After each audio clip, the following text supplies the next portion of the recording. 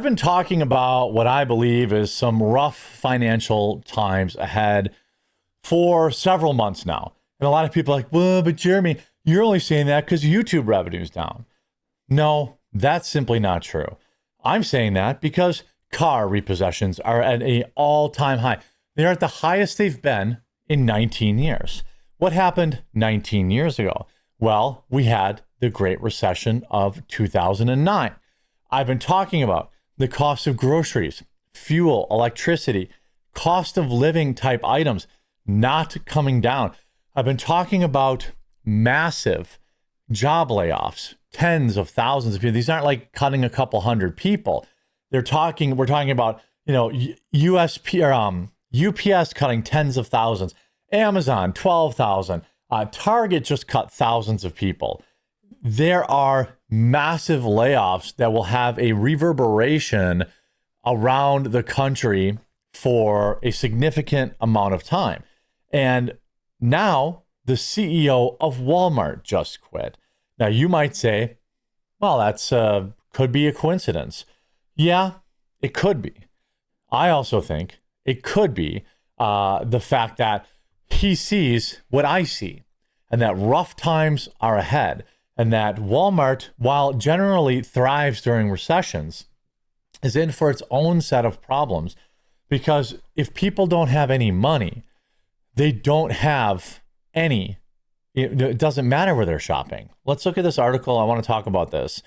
By the way, huge shout out. I want to let you guys know our apple strudel is now available Prime with free delivery on Amazon. If you're looking for something to try or to bring to your Thanksgiving or to serve to your Thanksgiving Day guests, they will rave about this.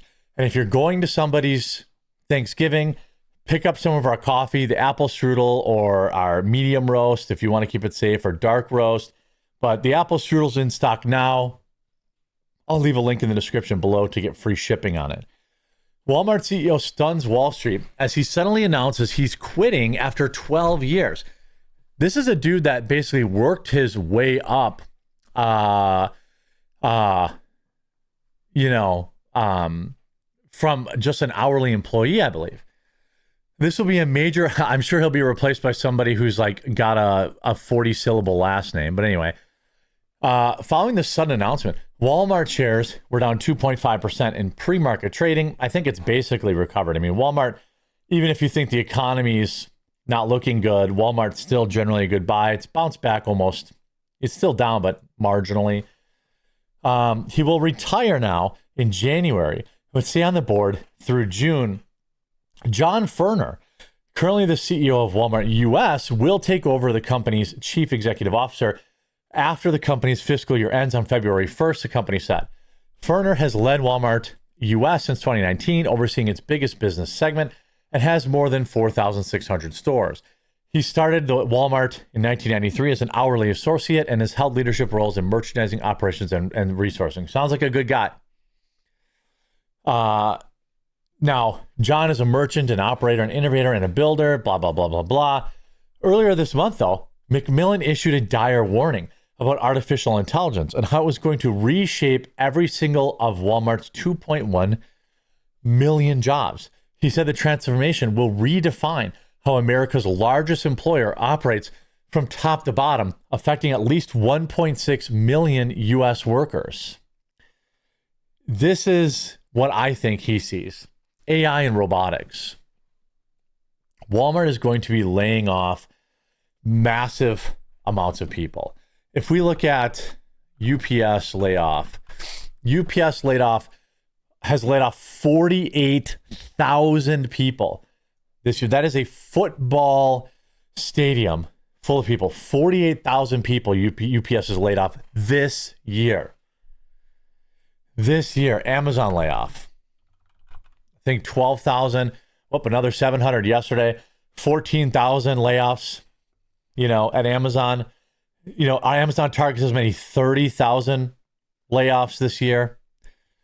This is the same as basically every major industry across the board. They can't even learn how to DoorDash because nobody's going to be able to afford DoorDash. You're going to see massive cuts at our 3 weeks ago, Target cuts 1,800 jobs. How about this? Verizon, 9 hours ago, Verizon sets to target 15,000 jobs as agility and efficiency lead the way. Amazon target 14,000. I just without doing any research, like any deep dives, that's 100,000 jobs cut in the last month. Amazon is setting to cut up to 600,000 in their long-term plan. That's 100,000 American jobs gone in a month, 2 months before Christmas. Advertising spending is way down on YouTube, and that is a problem for creators like me. But I'm more concerned with the fact that I've been telling people that is like the tip of the spear. Advertisers know what's coming. That's why they're spending less. If they thought this was going to be a record Christmas and it was going to be a huge year, then they would be spending more, not less. Then if you fold in car repossessions surged to a 15-year high, raising concerns about economic recession. Car repossessions are surging across the United States, reaching their highest level since the Great Recession of 2009. Now, every time I talk about this stuff, a lot of people are hand-waving away. Well, we made it to Friday, and hand-waving away this by saying, well, give Trump time. Trump inherited a bad economy, this, that, and the other thing. I'm not saying none of that is true, right? I can tell you why we have massive car repos. It's because people bought cars they couldn't afford during the lockdowns. And if you remember, the automobile prices during the lockdowns were extremely high. A lot of people also saying, well, the car repos are from illegals. Maybe, but I don't think so. I think that a lot of people are abandoning cars that they bought during the coup. Certainly some percentage of them are illegals being deported. I mean, I would love to see that connected. That would make me feel better. People are just saying that, but I have not seen it directly connected. And in fact, they say that at 2.2 million repos already this year, that number is expected to climb past 3 million by Christmas. 3 million by Christmas. Some people think we're headed for a recession. Other people think that will remain positive but growing slowly, said Alan Ginn, economics professor. Ginn thinks the rising repossessions don't necessarily mean a recession is coming, but they do show the economy is slowing, especially when it comes to jobs and wages. If people aren't getting raises or new jobs, they could be impacted by the terms of their ability to make payments, particularly with the cost of products increasing. With inflation continuing to drive up the price of housing and food, Ginn said many of the households may be pushing car payments lower on their list of priority. He also traces the trend back to the lockdowns, when many Americans had extra savings and spent on big ticket items like cars, often at high prices and high interest rates. A lot of car buyers ended up underwater. The car was worth less now than the actual value of the loan, so financially it may have made sense for them to simply default on the loan as opposed to trying to pay it off.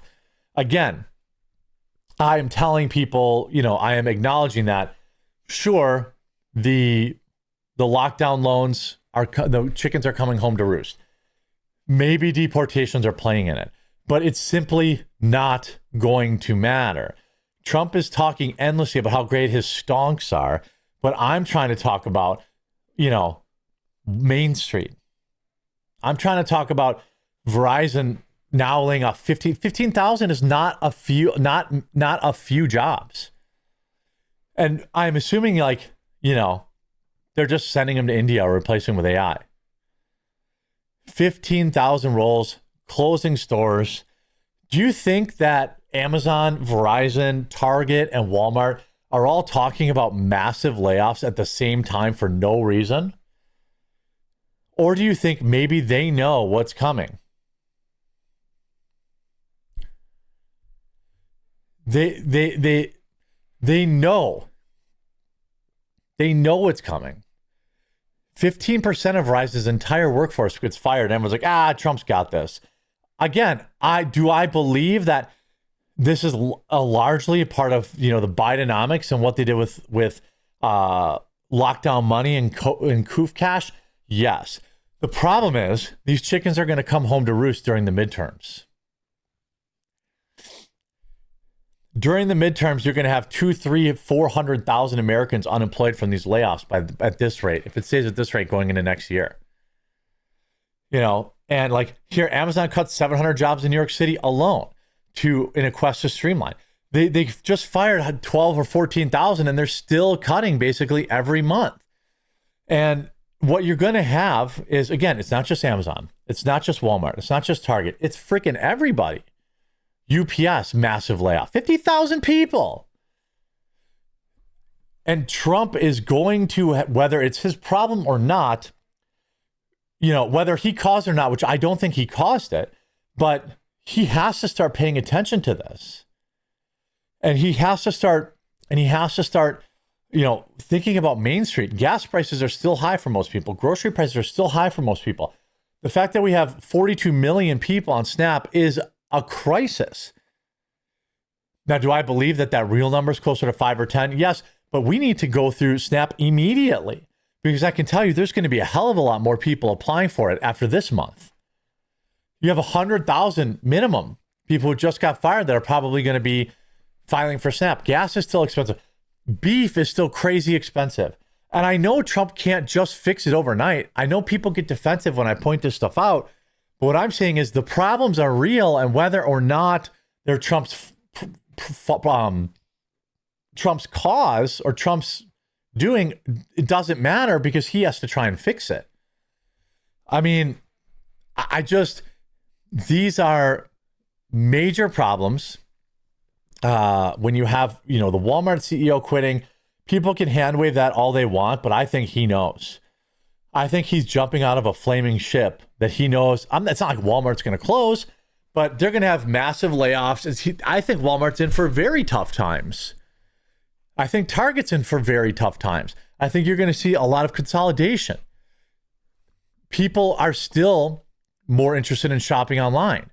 They don't want to go to Walmart and have a bunch of thugs who stink like weed, harassing their daughters. It's going to be very interesting. Now, obviously, the Democrats in the midterms are going to say, well, this is the Trump economy. This is Trump's fault. That's why I'm saying, if you are thinking about it, like practically, Trump has to prioritize this. And I hope he does. He's got time. We got another year to the midterms, but we need to start seeing some results. That's just the fact of it. Let me know what you think. Are tough times coming? I think so, but I'm not an economist. So certainly you're welcome to disagree with me in the comments.